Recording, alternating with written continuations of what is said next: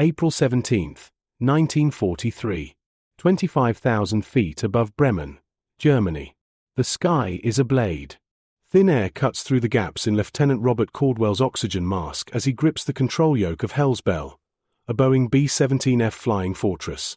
23 years old, farm boy from Iowa, and today is his 8th mission over occupied Europe. Through the plexiglass nose below him, Bombardier 2nd Lieutenant James MacIntyre lies prone, eye pressed to the Norden bombsight, making microscopic adjustments as the Target A U-boat construction facility crawls into the crosshairs. 3 minutes to target, MacIntyre's voice crackles through the intercom, calm despite the flak bursts blooming like black roses across the bomber stream. Caldwell feels the aircraft shudder as another flak explosion detonates close enough to pepper the aluminum skin with shrapnel. To his right, co-pilot Bill Henderson keeps his hands light on the dual controls, ready to take over if Caldwell catches metal.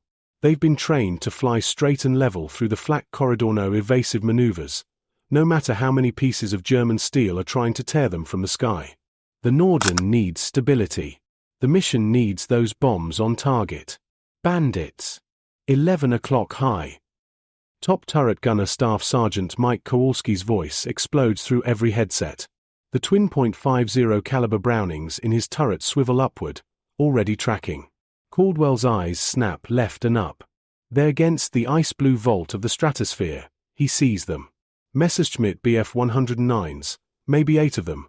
Dark crosses visible even at this distance, peeling off from their patrol altitude and diving toward the American formation. This is the moment German fighter pilots have been training for. Oberleutnant Klaus Becker leads his Schwarm 4-ship Finger 4 formation into the attack run. 29 years old, veteran of the Eastern Front with 14 kills painted on his aircraft's tail, Becker knows American bomber doctrine: tight defensive boxes, interlocking fields of fire from dozens of .50 caliber machine guns. Theoretically dangerous. But theory doesn't account for the reality he's witnessed in previous engagements: American bombers that break apart after a few cannon strikes, wings folding, fuselages splitting, crews tumbling into the void. Stay tight, Becker transmits to his wingmen. Head-on attack. Aim for the cockpit. The 109s drop through the formation level, roll inverted, and pull through into a frontal assault vector. This is the killing stroke A head-on pass that the Americans' tail guns can't defend against, closing speed nearly 600 miles per hour, giving the bomber gunners only seconds to react.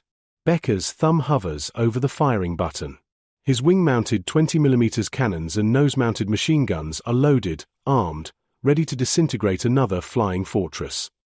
Inside Belle, MacIntyre abandons the bombsight and swings his .50 caliber nose gun toward the approaching fighters. His training takes overdon T-track: don't follow, just put metal in the air where they're going to be. The nose gun hammers, shell casings ejecting into the cramped compartment, the smell of cordite instant and overwhelming. The 109s open fire at 800 yards. Becker sees his tracer rounds walking toward the bomber's nose. This should be easy. The B-17 is enormous, a 74-foot wingspan, nearly 75 feet long, impossible to miss. His first burst goes high. He adjusts, fires again. Orange flashes ripple along the bomber's nose and wing route as 20mm high explosive rounds detonate against aluminum skin. Inside Belle, the world becomes violence. An explosive shell punches through the plexiglass nose cone 3 feet from MacIntyre's head.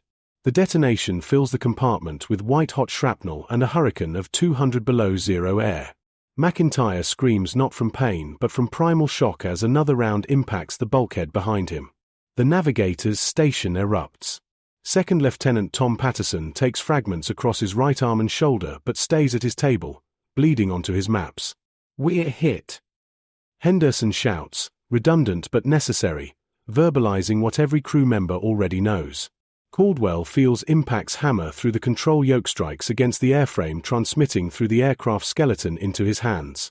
Warning lights illuminate across the instrument panel. Number 3 engine, the inboard right, starts trailing gray smoke. Oil pressure dropping. Cylinder head temperature climbing into the red. Feather 3. Caldwell orders. Henderson's hand shoots to the engine control panel, pulling the mixture to idle cutoff, hitting the feathering button. The propeller blades rotate to reduce drag, and the engine winds down. A B-17 can fly on 3 engines. It can even fly on 2 if you're lucky and the load is light. The 109s flash past, already pulling up and around for another pass. Becker cranes his neck, looking back at the bomber. He saw his shells hit. He saw the explosions. The bomber should be falling. Instead, it holds formation, still flying straight toward the target. This doesn't match his experience. This doesn't match what he's been told. Another pass. Becker calls to his wingmen. Rake it from stern to bow. The Messerschmitts curve through the sky, vapor trails marking their turn, positioning for a 6 o'clock low attack. This is where American bombers are most vulnerable, the dreaded dead zone, where tail guns have limited depression and belly turret gunners struggle to track fast-moving fighters. In Hell's Belle's ball turret, a plexiglass sphere hanging beneath the fuselage like a deadly ornament, Sergeant Eddie Chen rotates his position, hydraulics whining as the turret tracks the incoming fighters. 20 years old, Chinese-American from San Francisco, smallest man in the crew by necessity. The ball turret is cramped, claustrophobic, suspended in nothing but thin air with 25,000 feet of empty space below your back. Chen's twin .50 cals swing toward the 109s. Coming up from below, Chen reports, voice steady despite his pulse hammering. 6 o'clock low. Tail gunner Staff Sergeant Ray Morrison swings his guns down, trying to get an angle. The approaching 109s are threading the needle between his field of fire and Chen's, exploiting the gap. Morrison fires anyway, long burst, probably wasting ammunition, but sometimes you get lucky. Becker's second pass is textbook. He opens fire at 400 yards, walking his shells along the bomber's spine. The tail gunner's position erupts, plexiglass shattering, metal framework twisting. Morrison takes fragments across his flak vest, but the armor does its job. He's hurt, bleeding from a dozen small wounds, but his guns still work. He keeps firing. Then Becker's wingman Unteroffizier Peter Schlegel, 17 kills, Knight's Cross holder, makes his pass. His cannon fire is surgical.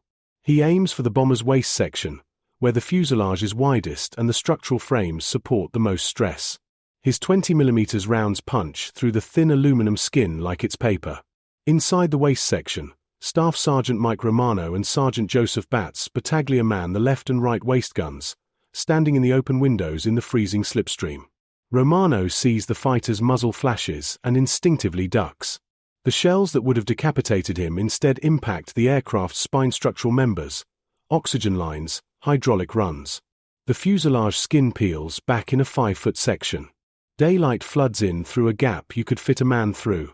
Jesus Christ! Battaglia shouts, staring at the hole. Wind screams through the opening.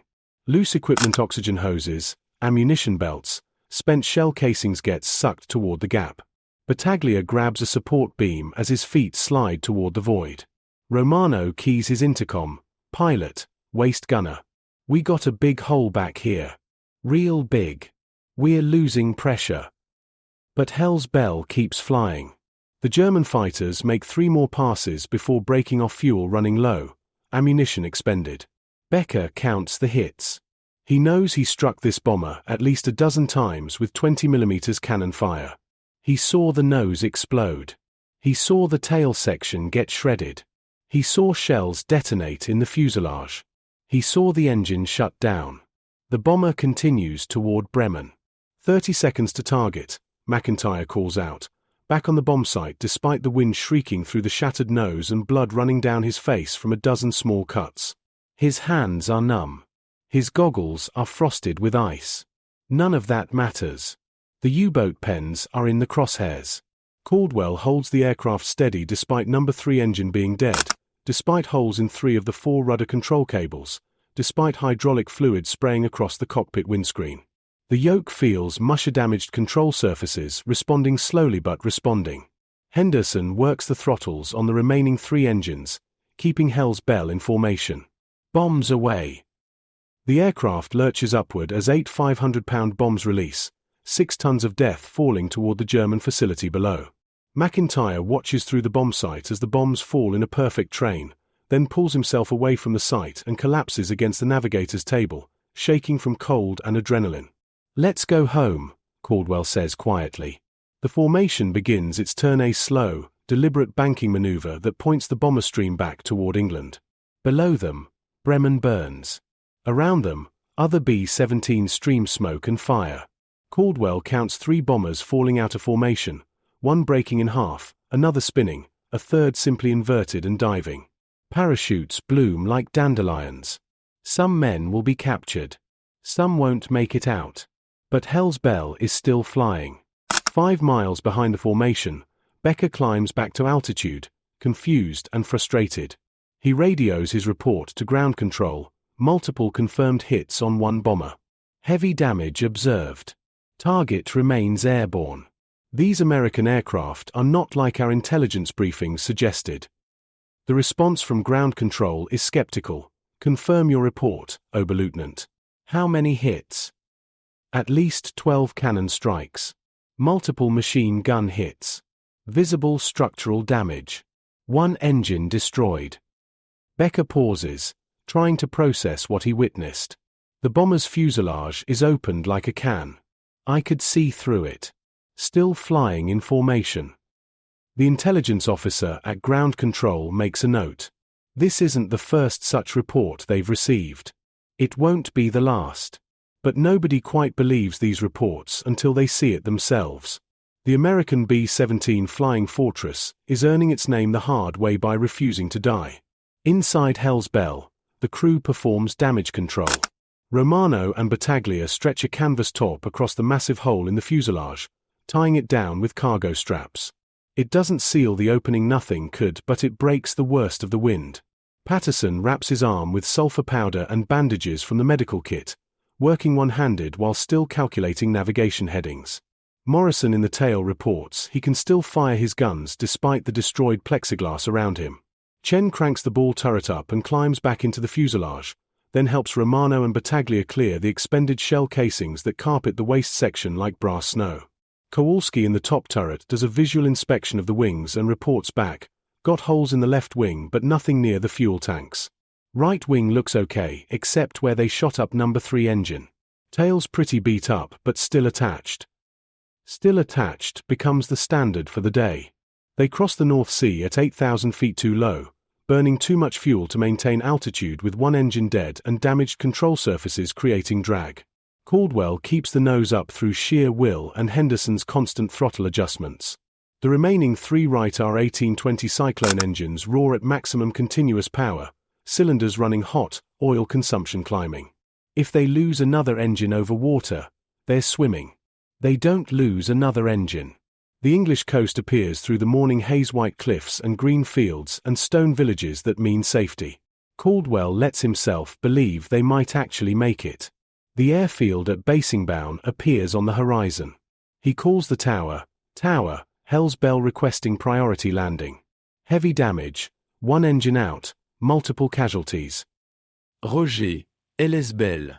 You're cleared straight in, runway 27. Emergency equipment standing by. Henderson drops the landing gear. The hydraulics groan and complain but the gear locks down. Flaps extend partial only, the system too damaged for full deflection. Caldwell lines up on final approach, fighting the sluggish controls, compensating for the dead engine's drag.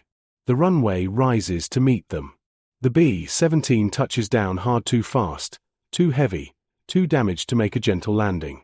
The tires chirp and smoke. Caldwell stands on the brakes. The bomber rolls for what feels like miles before finally slowing, finally stopping, finally becoming still. Ground crew trucks race toward them before the props even stop windmilling. Caldwell shuts down the remaining engines and sits back in his seat, hands shaking now that the adrenaline is fading. Henderson is praying quietly, thanking God, asking for strength, making promises about going to church. MacIntyre climbs up from the nose compartment, his face pale beneath the blood and oil stains. "We made it," MacIntyre says, like he doesn't quite believe it. They climb out through the waist door and stand on the concrete hardstand, looking at their aircraft in daylight for the first time since takeoff. The damage is worse than they imagined. The nose is shattered, plexiglass gone, aluminum skin perforated with dozens of holes. The fuselage gap is even larger than it felt from inside a ragged tear 4 feet wide and 6 feet long that exposes the aircraft's ribs and stringers. The tail section looks like someone attacked it with a giant can opener. Number 3 engine is blackened and dead, prop blades feathered and still. Counting the holes takes 20 minutes. They stop at 300. The ground crew Chief Master Sergeant Bill Tucker, 38 years old, former TWA mechanic, walks around the aircraft with a clipboard, documenting damage, shaking his head in disbelief. "How the hell are you boys alive?" "Don't know, Sergeant," Caldwell answers honestly. "She just kept flying." Tucker taps his pen against the fuselage, listening to the sound. Boeing built these things tough. Redundant control systems, multiple spars in the wings, structure that can lose half its skin and still carry the load. But this. He points at the massive hole. "This shouldn't be survivable. You got lucky." "Was it luck?" Henderson asks. "Or was it the airplane?" Tucker considers the question, then looks at the B-17 with something approaching reverence. "Maybe a little of both. But mostly the airplane. These fortresses don't know how to quit." Across the English Channel, in a wooden barrack at Luftwaffe Fighter Base Schiphol, Oberleutnant Klaus Becker writes his after-action report. He chooses his words carefully, knowing that claiming a bomber is still flying after confirmed hits will make him sound incompetent or dishonest. But he writes the truth anyway: target engaged with multiple cannon strikes. Visible catastrophic damage to nose section, fuselage, and empennage. Expected target to fall from formation. Target maintained altitude and formation integrity. Broke off engagement due to fuel state. American bomber construction appears significantly more resilient than intelligence estimates suggested. Recommend revision of engagement tactics. His squadron commander reads the report and marks it with a red pencil. Recommend additional gunnery training. But Becker knows what he saw. And in the coming months, hundreds of other German fighter pilots will see the same thing: American bombers that absorb punishment that should kill them. Bombers that fly home with damage that defies logic. Bombers that mock death itself and somehow, impossibly, make it back to England. The legend of the Flying Fortress is being written in aluminum and blood. One mission at a time, one damaged bomber at a time, one shocked German pilot at a time. And this is only the beginning. May 1943. Boeing Aircraft Company, Seattle, Washington. 3,000 miles from the war, in a cavernous factory hall that smells of rivets and aviation fuel, Edward Curtis Wells stands beneath the wing of a B-17G fresh off the production line. 53 years old, chief aeronautical engineer for Boeing, and the man responsible for the structural design that's keeping boys like Robert Caldwell alive over Europe. Wells holds a sheaf of after-action reports, damage assessments from aircraft that return to England looking like Swiss cheese but still flying. "Show me the one from last week," Wells says to his assistant, Harold Emerson. "The one they're calling All-American." Emerson flips through his folder and produces a photograph. Wells stares at it in silence. The B-17 in the picture has collided with a German fighter. The collision tore away the entire horizontal stabilizer, the entire tail assembly aft of the vertical fin. Just gone. The fuselage is severed to the point where you can see completely through the aircraft. Structural stringers and control cables are the only things holding the tail section to the rest of the airplane. The photograph shows the bomber in flight, somehow maintaining altitude, somehow controllable. "They flew it back to base," Emerson says quietly. "Landed it." Wells sets the photograph on his drafting table and pulls out the structural schematics for the B-17F. His finger traces the fuselage frame stations, the longerons running the length of the aircraft, the stress skin construction that distributes loads across the entire airframe. This is what he designed. This is what he calculated. But calculations are abstractions, numbers on paper, stress loads in pounds per square inch, safety factors, and failure modes. The photograph is reality. The photograph is his design refusing to fail when every law of aerodynamics says it should. "We built redundancy into every system," Wells says, more to himself than to Emerson. "Dual control runs. Triple spar wing structure. The fuselage frames are spaced to allow massive damage without complete structural collapse. But this." He taps the photograph. "This exceeds our design parameters. They should have lost control authority. The tail should have twisted off completely." "Maybe we built it better than we knew," Emerson suggests. Wells considers this. Or maybe the crews are better than we knew. Better at keeping damaged aircraft flying through skill and determination. He picks up another report. Hell's Belle, the aircraft that flew home with a hole you could walk through. The Army wanted a fortress. We gave them one. But fortresses need garrisons, and these boys are manning their positions even when the walls are coming down. Back in England, the lessons from missions like Bremen are being compiled into training materials.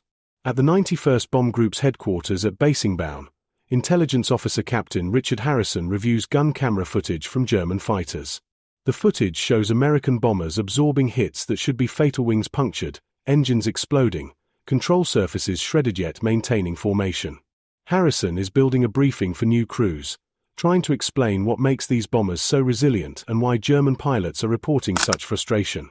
The B-17 has 4 engines, Harrison tells a room full of replacement crews fresh from the States. Young faces, untested, trying to memorize everything that might keep them alive. You can fly on 3. You've been trained for that. But what they don't tell you in training is that you can fly on 2 if you're light enough and the drag isn't too bad. We've had aircraft make it home on 2 engines. One aircraft Banshee, from the 381st, made it back on 1 engine and prayer. Landed with that 1 engine sputtering and died on the hardstand. A hand goes up. Fresh-faced lieutenant, couldn't be more than 22. Sir, what about the structural damage? The reports say aircraft are flying with massive holes.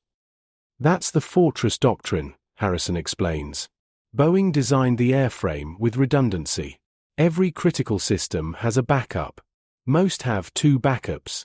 You lose hydraulics, you've got a manual backup. Electrical system shot out, you've got a wind-driven generator that deploys automatically. Control cables severed, there are alternate routing paths.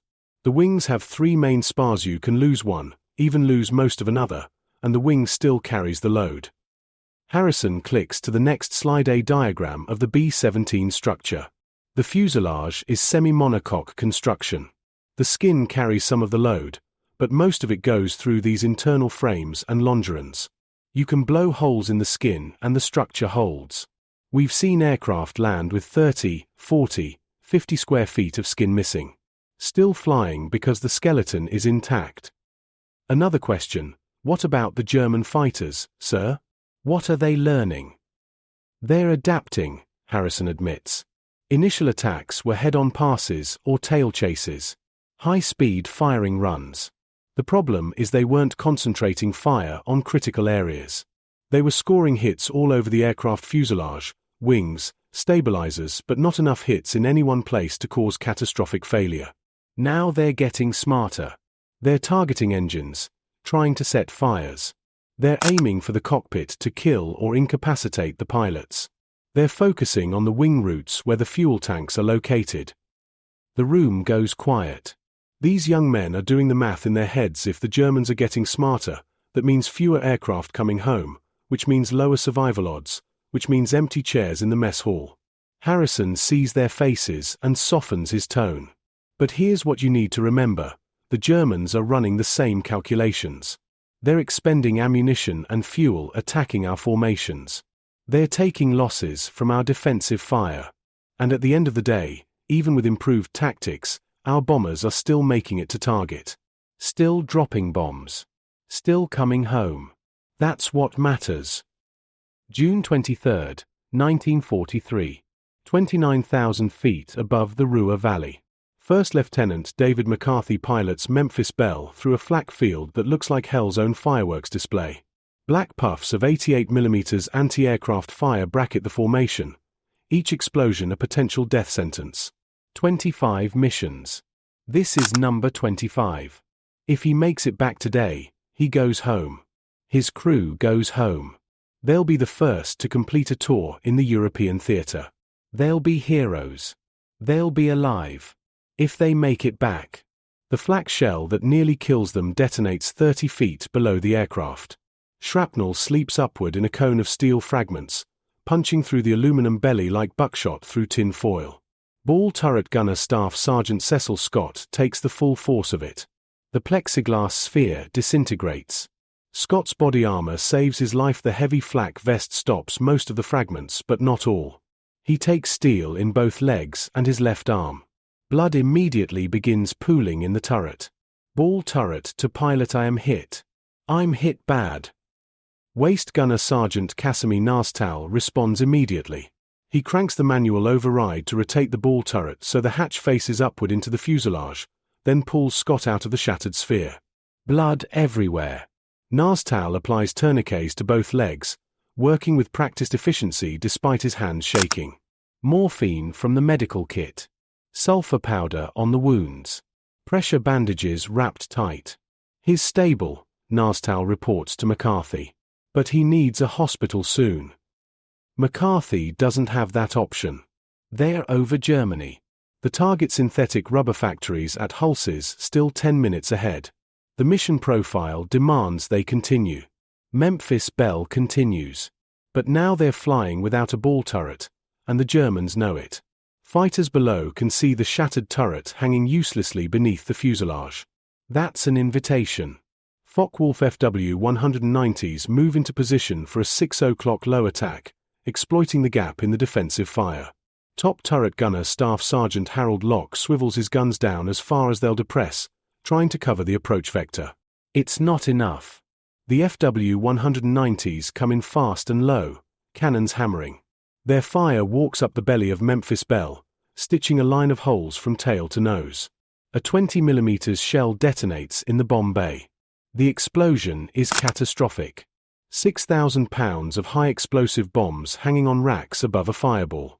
The crew has maybe 2 seconds before the aircraft disintegrates. But the fusing on the bombs requires arming a deliberate safety feature that prevents accidental detonation. The shells that pass through the bomb bay detonate against the airframe, shredding metal and destroying control runs, but the bombs themselves remain inert. The safety systems work. Memphis Belle stays together. Bomb bay's on fire, flight engineer Robert Morgan shouts. He's already moving, dragging a fire extinguisher aft, not thinking about the odds of survival if the fire reaches the bombs, just reacting because that's what training demands. Morgan empties the extinguisher into the bomb bay, smothering the flames. The fire dies. The bombs hang silent and deadly, waiting for the proper electrical signal to arm. That signal won't come until Bombardier Vincent Evans presses the salvo button over the target. McCarthy takes stock of the damage. The aircraft is still flying, somehow. The controls respond, though sluggishly. Hydraulic pressure is dropping but not gone. Number 2 engine is running rough, possibly fragment damage, but still producing power. The bomb bay doors won't close. The mechanism is destroyed, but that's a problem for later. Right now, they still have a mission. Radio to pilot. WVE lost both command radios. VHF and HF are dead. Great. Now they can't communicate with the formation or receive instructions. McCarthy maintains position through visual contact with the lead aircraft, watching for the turn signals and staying in the box. The target appears below. Evans begins his bomb run, calling corrections to McCarthy despite the wind screaming through the open bomb bay beneath him. The Norden sight compensates for wind drift, altitude, airspeed. The crosshairs settle on the factory complex. Bombs away. 24 250-pound general-purpose bombs fall from Memphis Belle in a perfect train. The aircraft lurches upward, suddenly 6,000 pounds lighter, handling characteristics changing instantly. McCarthy compensates, keeping formation. Behind them, the synthetic rubber factory begins to burn. The turn for home is gentle, calculated to keep the formation intact. German fighters make harassing attacks but break off quickly. They've learned that pressing attacks against the massed firepower of a tight formation is suicidal. Memphis Belle's gunners continue tracking threats, continue firing, continue defending their fortress. 2 hours later, they cross the English coastline. McCarthy allows himself to think about survival. 25 missions complete. They did it. Cecil Scott is still alive, still conscious despite blood loss and shock. The aircraft is damaged but flyable. They're going to make it. Basing-bound tower clears them for priority landing. The gear comes down. All 3 wheels lock properly despite the hydraulic system being half destroyed. Flaps extend partially. McCarthy brings Memphis Belle in over the threshold, cuts power, flares, and sets the bomber down with the softest touchdown he's ever managed. The crew cheers over the intercom. They made it. They're done. They're going home. Ground crews swarm the aircraft, counting holes. 357 separate damage points. The ball turret is destroyed beyond repair. The bomb bay is a shrapnel-perforated mess. Control cables are hanging by threads. The radio compartment looks like someone detonated a grenade inside it. Half the fuselage frames show stress cracks from near-miss concussions. By all logical assessment, Memphis Belle should have fallen out of the sky over Germany. But she didn't. The B-17's engineering doctrine comes down to one principle: nothing single point. No single failure can destroy the aircraft. Lose an engine? 3 more keep you flying. Control cable severed? Alternate routing takes over. Hydraulics shot out? Manual backups exist for gear, flaps, and bomb bay doors. Electrical system destroyed? Wind-powered generator keeps essential systems alive. The wing takes battle damage? Redundant spars carry the load. The fuselage gets holed? The frame structure maintains rigidity while the skin is just along for the ride. This isn't accident. This is deliberate design philosophy, born from Boeing's understanding that bombers over Europe will face defenses unlike anything in history. Wells and his team designed the B-17 to come home. They built in margins of safety that seem excessive on paper but prove essential in combat. They assumed battle damage and engineered around it. But there's another factor beyond engineering: crew training. American bomber crews train for hundreds of hours before their first combat mission. They practice emergency procedures until they become muscle memory. Engine fires. Control failures. Emergency descents. Crew bailout procedures. They drill on gunnery until they can track and engage fighters through pure instinct. They learn aircraft systems until they can troubleshoot problems blindfolded. When Hell's Bell took that massive fuselage hit, the crew didn't panic. They assessed, adapted, continued. When Memphis Belle's ball turret gunner was wounded, the waist gunner performed battlefield medicine that saved his life. When electrical systems fail, flight engineers switch to manual and backups without being told. This is the human element that the Germans didn't account for American crews who refuse to quit even when their fortress is falling apart around them. Back at Schiphol, Klaus Becker sits through a briefing on new attack tactics. The Luftwaffe High Command has finally acknowledged what fighter pilots have been reporting for months: the American B-17s are extraordinarily difficult to kill. New guidance emphasizes concentrated fire on critical components. Target the oxygen system and the crew suffocates at altitude. Target the fuel tanks and hope for fire. Target the pilots and the aircraft becomes uncontrollable. Destroy 2 engines on the same wing and the asymmetric thrust makes formation keeping impossible.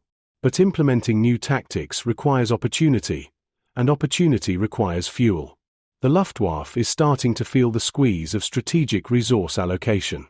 Every gallon of aviation fuel burned intercepting American bombers is a gallon not available for the Eastern Front. Every pilot lost defending German airspace is a pilot who can't support ground forces in Russia. The Americans are waging a war of attrition, and their industrial capacity is proving decisive. Becker reads the intelligence summary with growing concern. American bomber production, over 6,000 B-17s planned for 1943 alone. German fighter production, maybe 15,000 aircraft total across all types. The math is brutal. Even if they achieve a favorable kill ratio, the Americans can replace losses faster than Germany can replace fighters and pilots.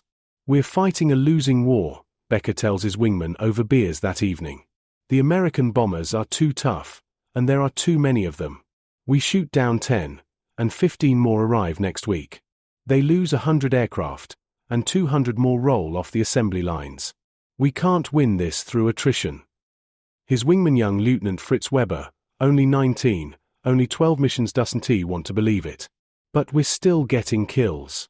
Today alone, we downed 3 bombers." "And how many attacked?" Becker asks. 200? 300? "We got 3.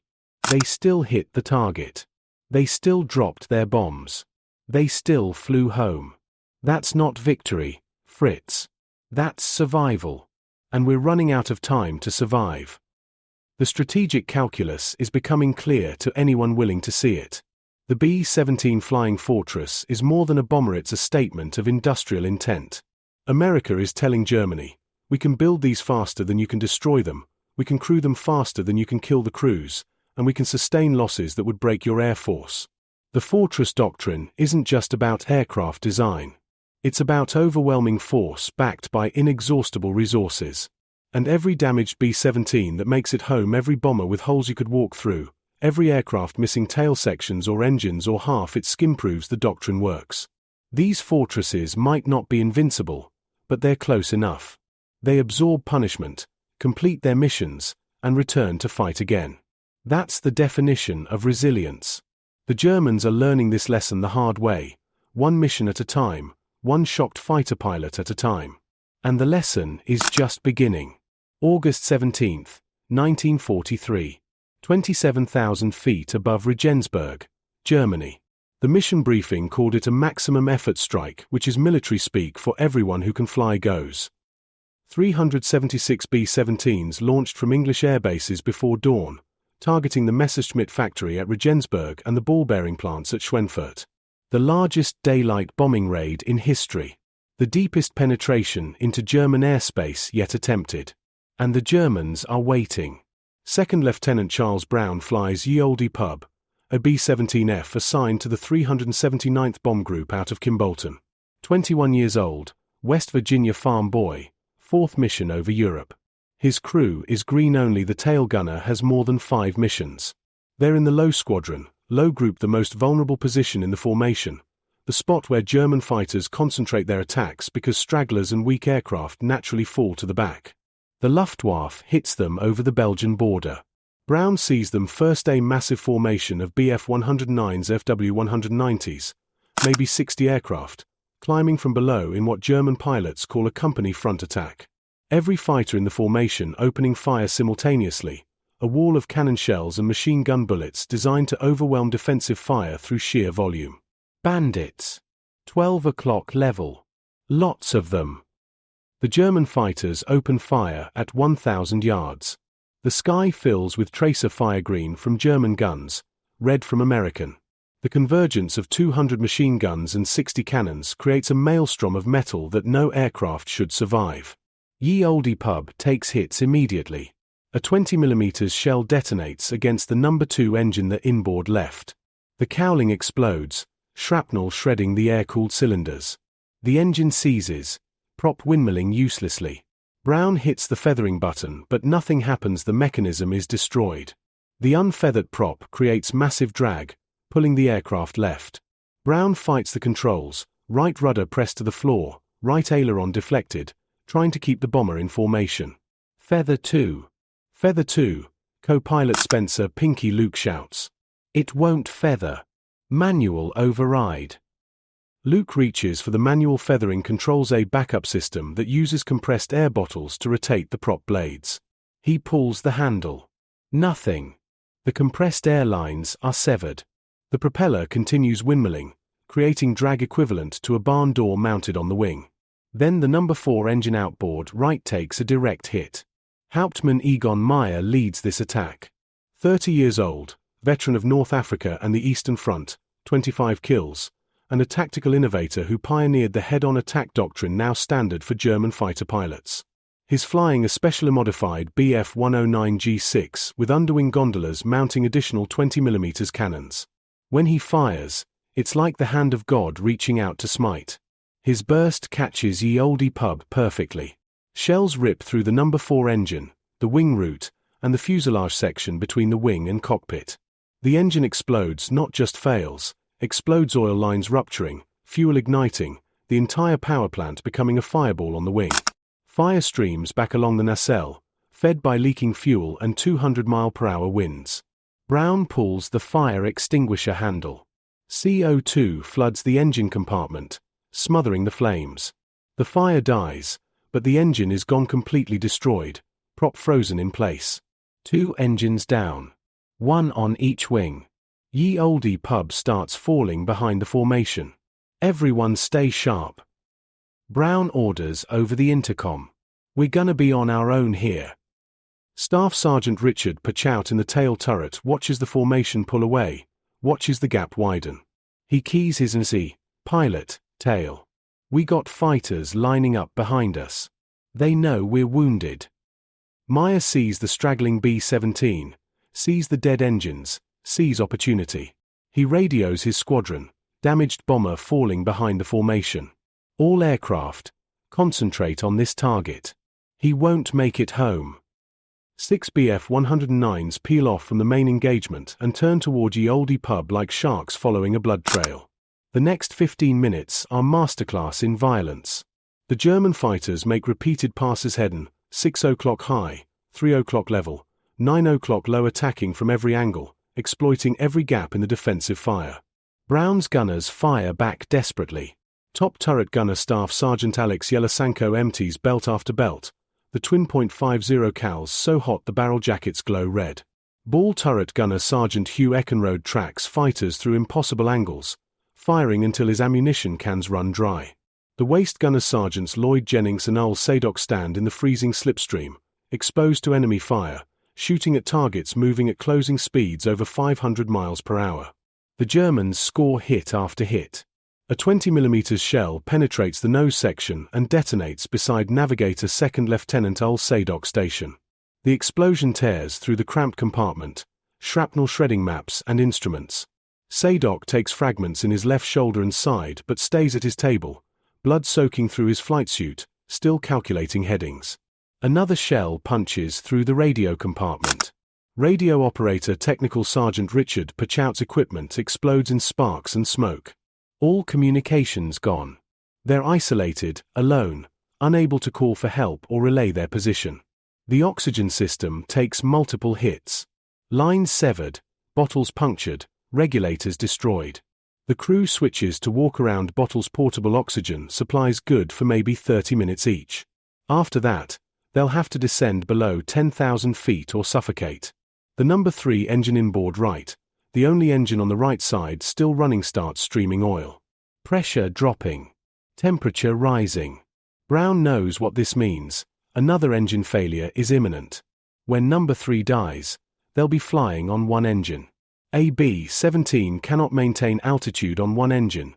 Not at this weight, not at this altitude. We're going down, Luke says quietly. It's not panic, just mathematical certainty. Brown doesn't accept it. Not yet, we're not. Flight engineer, transfer fuel from the right wing tanks to the left. We need to balance the weight. Staff Sergeant Sam Blackford, the flight engineer, works the fuel transfer pumps, moving fuel across the aircraft to compensate for the dead engines on the right side. It's a desperation move, but desperation is all they have left. The bombardier 2nd Lieutenant Robert Andrews climbs back from the shattered nose section, his face white with shock. Pilot. Bombardier. We need to salvo the bombs. The extra weight is killing us. Brown makes the hardest decision of his life. They haven't reached the target. They haven't completed the mission. But if they don't drop the bombs, they won't make it another 10 minutes. He keys the MC, Bombardier, salvo the load. Get rid of everything. Andrews scrambles back to the nose, arms the bombs, and hits the emergency release. 8 500-pound bombs fall away, tumbling toward the German countryside below. Ye Olde pub lurches upward, 6,000 pounds lighter, handling improving marginally. It's not enough to save them, but it buys time. Meyer makes his final pass.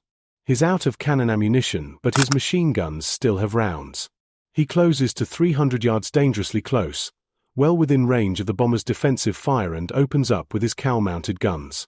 His bullets walk up the bomber's fuselage, shattering the plexiglass nose, punching through the thin aluminum skin, tearing through the cockpit. Brown feels impacts hammer through the control column. The instrument panel explodes, altimeter gone, airspeed indicator gone, artificial horizon shattered. Plexiglass fragments spray through the cockpit. Luke takes a bullet through his right shoulder, the round punching clean through and exiting out his back. He slumps forward, blood spreading across his flight suit.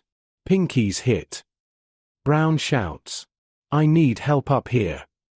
Blackford unstraps from his engineer's station and climbs into the co-pilot's seat, pulling Luke back and applying pressure to the wound. The bullet missed the lung barely, but Luke is unconscious from shock and blood loss. Ye Olde Pub is now piloted by one barely trained lieutenant with no co-pilot, no instruments, 2 engines dead, a third failing, and a fourth running on borrowed time. Meyer pulls up and away, preparing for another pass. But as he rolls inverted to track the bomber, he sees something that makes him hesitate. The B-17 is mortally wounded. The tail section is shredded, hanging on by what looks like a few structural members. The right wing shows massive damaged skin peeled back, structural ribs visible, fuel streaming from punctured tanks. The fuselage is perforated with hundreds of holes, some large enough to see completely through the aircraft. One landing gear is hanging down, either extended by damage or blown open by a shell. This bomber is already dead. It just doesn't know it yet. Meyer makes a decision that will haunt him for the rest of his life. He pulls alongside the crippled B-17, close enough to see the American pilot's face through the shattered cockpit window. He rocks his wings the international signal for "Follow me." His offering to escort the bomber to a German airfield, to let the crew surrender and survive. Brown sees the German fighter on his left wing, sees the wingman on his right, sees the gesture. He understands what's being offered. He also understands what accepting means. Prisoner of war camp, end of the war spent behind barbed wire, his crew captured. He shakes his head, points south, toward Switzerland, toward neutral territory, toward survival on his terms. Meyer stares at the American pilot for a long moment. This kid, because he's just a kid, barely old enough to shave, just refused surrender while flying a bomber that's more holes than airplane. The kid is either insane or has more courage than sense. Probably both. Meyer salutes, rolls away, returns to his base. He doesn't fire again. He doesn't report the damaged bomber's position. He lets them go. Brown will never know why. Years later, after the war, he'll track down the German pilot and ask. Meyer will tell him, "You were too brave to die." But that's decades away. Right now, Brown has to fly a crippled bomber 200 miles to safety on 1.5 engines with no instruments and half his crew wounded. The number 3 engine dies 10 minutes later. Oil pressure 0, temperature off the scale. The right cyclone seizes with a grinding shriek that echoes through the airframe. Brown feathers it. The mechanism works this time and they're down to 1 engine. Number 1. Outboard left. The only engine still producing power. A B-17 cannot fly on 1 engine. Physics doesn't allow it. The single engine produces maybe 1,200 horsepower, enough to overcome drag at cruise power in perfect conditions, but not enough to maintain altitude with battle damage creating massive additional drag. Ye Olde Pub starts descending. Slowly at first, then faster. They pass through 20,000 feet. Then 15,000. Then 10,000. Everyone on oxygen can switch to ambient air, Brown orders. Save the bottles for the wounded. Blackford moves through the aircraft, checking on the crew. Andrews the bombardier has fragments in both legs but can walk. Sadok the navigator is pale from blood loss but conscious. Luke the co-pilot drifts in and out of consciousness, pulse thready, breathing shallow. The gunners are mostly okay, some minor wounds, lots of frostbite, ears ringing from hours of gunfire but functional. They cross into France at 8,000 feet, losing altitude at 500 feet per minute. The number 1 engine is running at maximum power, cylinders glowing cherry red, oil consumption through the roof. It should have seized 10 minutes ago. It keeps running through mechanical stubbornness and maybe divine intervention. How far to Switzerland? Brown asks Sadok. Sadok checks his blood-smeared charts. Maybe 80 miles. If we can hold this descent rate, we'll cross the border at about 2,000 feet. And if we can't? Then we crash in France and hope the resistance finds us before the Germans do. The engine keeps running. They cross into Switzerland at 1,800 feet, the single engine screaming, the airframe shaking, every damaged component threatening to fail. Swiss fighters scramble to intercept neutral airspace. Violations are serious business, but by the time they reach altitude, Ye Olde Pub is already descending toward an emergency landing. Brown spots an airfield near the border. No time to check if it's military or civilian, No time to request permission, no time for anything except getting this bomber on the ground before it falls apart. He lines up on the runway, drops the landing gear. Only the left main comes down, the right side is destroyed and prepares for a gear-up landing. Everyone brace. This is going to be rough. Ye olde pub touches down on the left main gear and the tail wheel. The aircraft tilts crazily to the right, the damaged right wing scraping the runway, metal shrieking as aluminum grinds against concrete. Brown cuts the mixture on the number 1 engine and it dies with a final cough. The bomber slides for 1,000 feet, showers of sparks trailing behind, before finally grinding to a stop in the grass beside the runway. Silence. No gunfire. No explosions. No enemy fighters. Just silence and the smell of hot metal and leaked fuel. Everybody out, Brown orders. Before something catches fire. The crew evacuates through the waste door, helping the wounded, moving as fast as damaged bodies allow. They collapse in the grass 50 yards from the aircraft, watching Swiss emergency crews race toward them, waiting for the bomber to explode. It doesn't explode. Ye olde pub just sits there, crippled and broken, held together by sheer stubbornness and Boeing engineering. Later, Swiss inspectors will count the damage. Over 400 bullet and shell holes. 2 engines completely destroyed. 1 engine seized. Control surfaces barely attached. Fuselage structure compromised in multiple places. Landing gear destroyed. Hydraulic system obliterated. Electrical system shredded. By any rational assessment, this aircraft should never have made it off the target. Should never have survived the fighter attacks. Should never have flown 200 miles on 1 engine. Should never have landed in one piece. But it did. Back at Regensburg, in a brick building that survived the American bombing raid by mere feet, Luftwaffe intelligence officers compile reports from fighter pilots. The numbers are staggering. American bombers absorbing 50, 80, 100 hits and still flying. Aircraft with entire sections destroyed still maintaining formation. Bombers with half their control surfaces shot away still making it home. One report from Egon Meyer stands out: engaged damaged B-17 until it was no longer combat effective. Observed catastrophic damage to engines, wings, fuselage, and control surfaces. Expected imminent structural failure. Aircraft continued flight toward Switzerland. Did not achieve confirmed kill. The intelligence officer adds a note in the margin, recommends psychological evaluation of reporting pilot.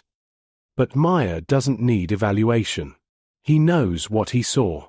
He saw a bomber that should have been dead still flying. He saw a crew that refused to quit. He saw American engineering and determination combine into something that defies military logic. The Fortress doctrine is proving itself not through invincibility, but through resilience. Not through avoiding damage, but through surviving it. Not through strength, but through refusal to break. And the Germans are learning they're fighting an enemy that doesn't know how to give up. October 14, 1943. 26,000 feet above Schweinfurt, Germany. Black Thursday. They call it the Second Schweinfurt Raid, and it will go down in history as the bloodiest day in 8th Air Force operations. 291 B-17s launched. 60 will not return. 600 men will be killed, wounded, or captured. The ball-bearing factories below are legitimate targets. Destroy them and you cripple German tank and aircraft production. But the cost of hitting them may be higher than the American bomber force can sustain. First Lieutenant Robert Rosenthal pilots Rose's Riveters in the lead group. 23 years old, Brooklyn lawyer before the war, and today he's about to witness something that will haunt him for the rest of his life. The German fighters hit the formation before they reached the target. Massive formations of Bf-109s, Fw-190s, attacking in waves, concentrating fire, executing the new tactics developed specifically to kill B-17s. The bomber next to Rosenthal-Liberty Belle takes a direct hit in the bomb bay. The aircraft simply explodes. One moment it's flying in formation, the next it's a fireball tumbling through the sky, wings separating, fuselage breaking apart, bombs cooking off in a secondary explosion. Rosenthal sees maybe 3 parachutes. The crew was 10 men. Another bomber he doesn't know the name takes a burst of cannon fire that severs the entire tail section. The tail falls away cleanly, spinning lazily as it drops. The fuselage, suddenly tailless, pitches straight down and enters a flat spin. No pereschots. The spin is too violent for anyone to escape. Hold formation, the squadron commander's voice crackles over the radio. Tighten up. Keep your spacing. But tightening formation is hard when aircraft are exploding around you, when your wingman suddenly isn't there anymore, when the sky is full of debris and falling bombers and German fighters pressing attacks with suicidal determination.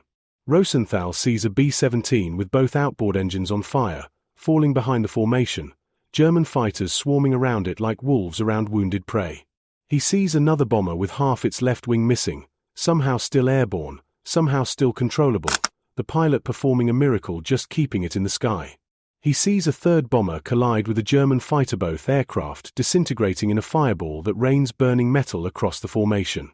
Rose's riveters takes lots of hits. The right wing gets holed in a dozen places. Number 3 engine starts streaming coolant. The tail gunner reports his position is shot up, plexiglass gone, one gun jammed. The ball turret takes fragments but stays functional. They're hurt but still flying. Still pressing toward the target. The bombardier calls out, 2 minutes to target. Rosenthal holds the aircraft steady despite the flak now joining the fighter attacks, despite the aircraft shuddering from near misses, despite watching bombers around him dying. The Norden sight tracks the ball-bearing factories below. The crosshairs settle on the target complex. Bombs away. The formation drops over 500 tons of high explosives on Schweinfurt. The factories below erupt in flames and smoke. Mission accomplished. But at what cost? The Germans press their attacks all the way to the Channel.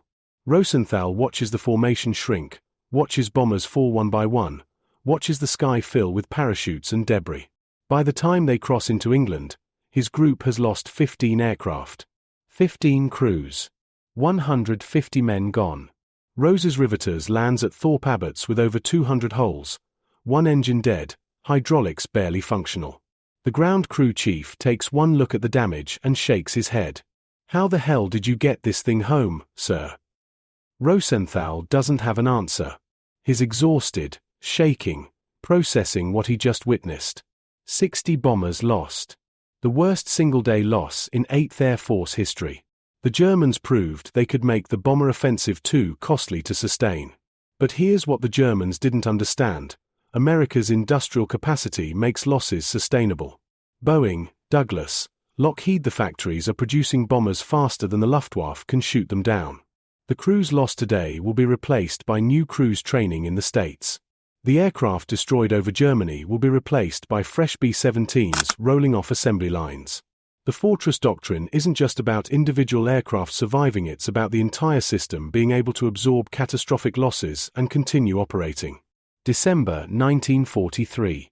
Wright Field, Dayton, Ohio.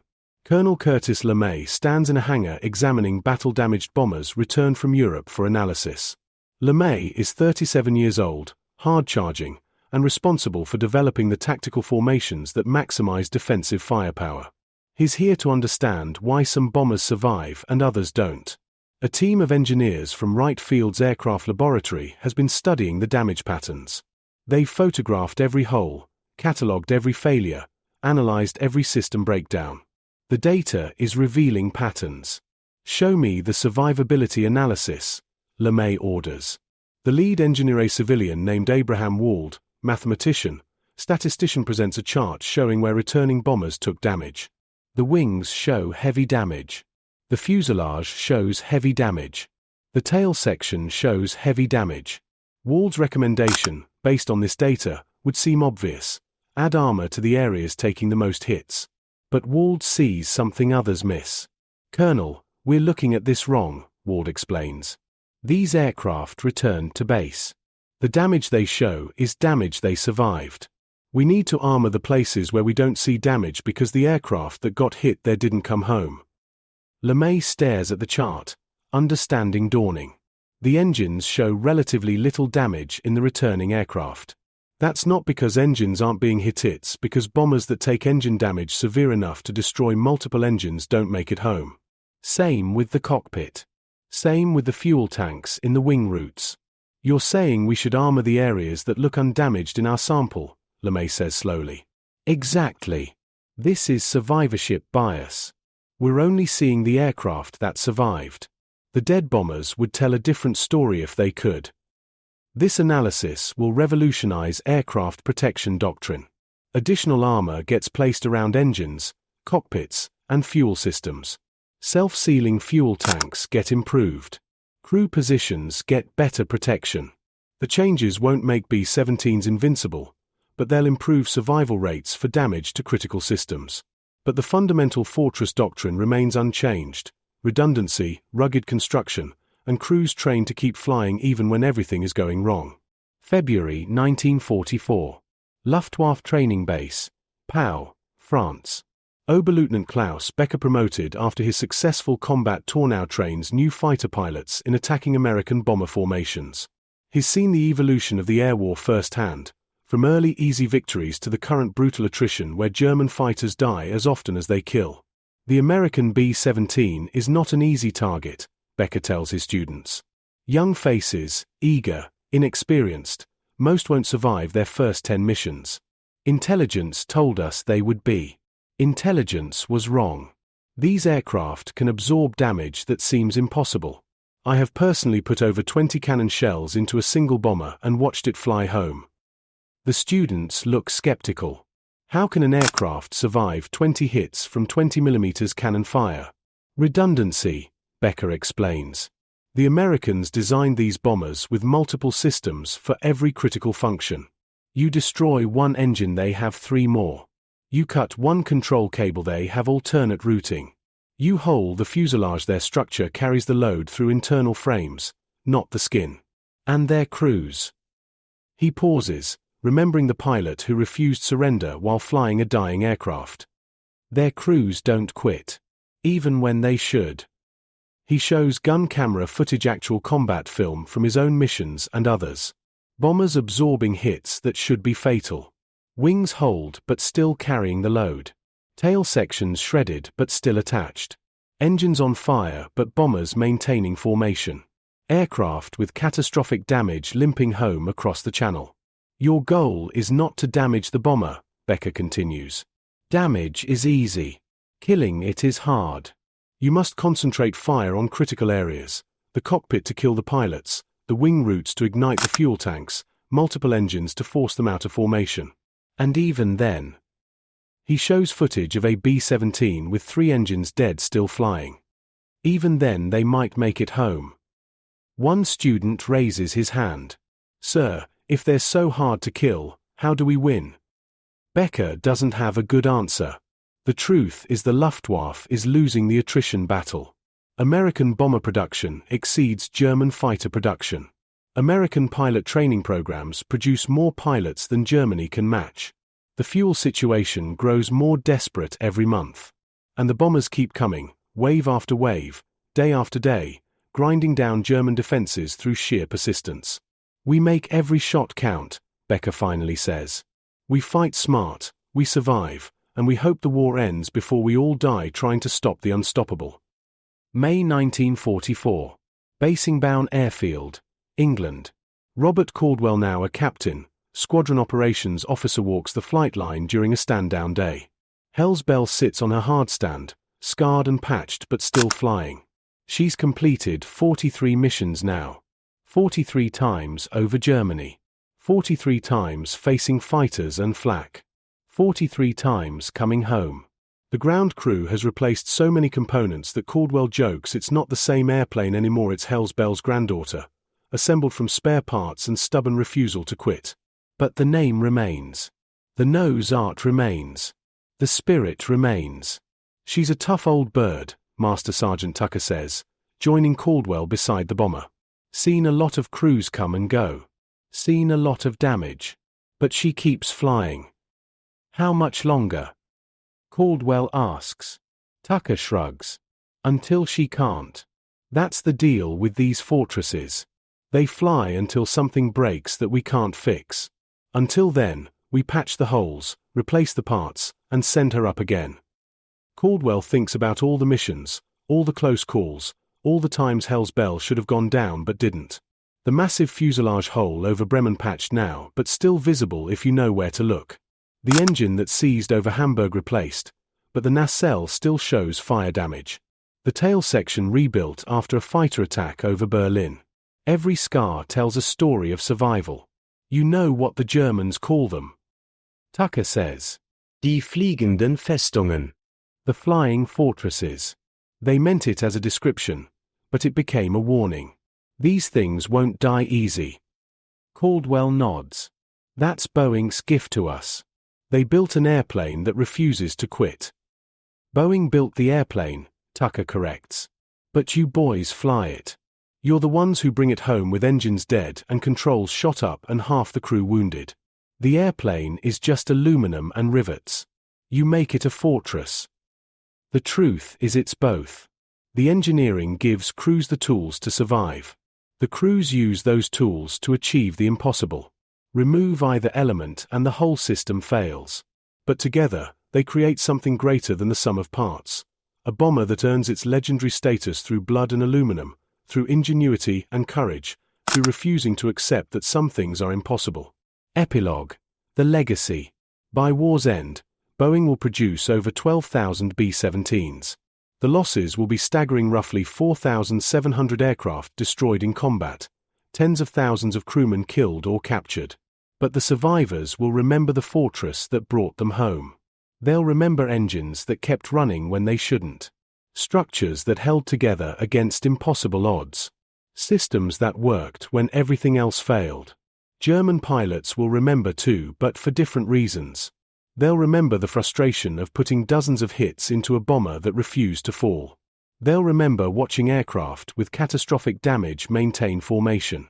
They'll remember the day they stopped believing intelligence reports that said American bombers were easy targets. The B-17 Flying Fortress becomes more than an aircraft. It becomes a symbol of American industrial might, engineering excellence, and the human spirit's refusal to surrender. Every bomber that returned with holes you could walk through proved the concept. Build it tough enough, make it redundant enough, and train the crews well enough, and you create something that won't die easy. The Germans learned this lesson the hard way. They learned it every time they shot a B-17 full of holes and watched it keep flying. They learned it every time they counted 20, 30, 40 hits and the bomber still made it home. They learned it through years of combat, thousands of missions, hundreds of thousands of rounds expended trying to kill aircraft that refused to die. The fortress doctrine worked. Not because B-17s were invincible, they weren't. But because the combination of robust engineering, redundant systems, and determined crews created resilience that enemy fighters couldn't overcome. The bombers that made it home with catastrophic damage proved the doctrine with every landing, every patched hole, every replaced engine. And that's the real story of the Flying Fortress, not that it couldn't be damaged, but that damage didn't mean death. The shocked German pilots who saw B-17s flying with holes you could walk through weren't witnessing miracles. They were witnessing engineering philosophy made manifest: build to survive, design for damage, never accept a single point of failure. The legend was earned in aluminum and blood, forged in the skies over Europe, proven by every crew that brought their fortress home against impossible odds.